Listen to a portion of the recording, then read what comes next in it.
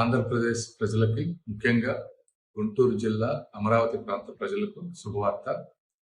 2018 నుంచి పెండింగ్లో ఉన్నటువంటి సెంట్రల్ కామన్ సెక్రటేరియట్, అదేవిధంగా సెంట్రల్ గవర్నమెంట్ ఎంప్లాయీస్కి సంబంధించినటువంటి రెసిడెన్షియల్ క్వార్టర్స్, ఇవి రెండు కూడా కలిపి 2788 కోట్ల రూపాయలతోటి ఈరోజు సెంట్రల్ గవర్నమెంట్ శాంక్షన్ చేసింది. అందులో 1459 కోట్లు సెంట్రల్ సెక్రటేరియట్ కి, రెసిడెన్షియల్ క్వార్టర్ కి 1329 కోట్లు, ఇవన్నీ కలిపి 2788 కోట్లు. ఇది 2018 నుంచి కంప్లీట్ అవ్వాల్సింది. అయితే గవర్నమెంట్ మారటం వల్ల గత 5 సంవత్సరాలు ఎవరు పట్టించుకోలేదు. ఇప్పుడు కూటమి ప్రభుత్వం వచ్చిన తర్వాత కంటిన్యూస్ గా ఫాలో అప్ చేసి ఈరోజు ఈ శాంక్షన్ తీసుకున్నాం.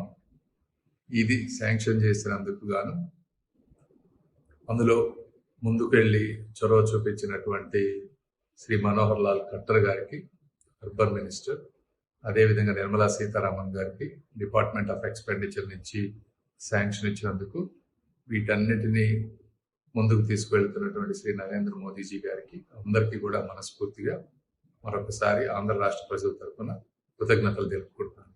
Thank you.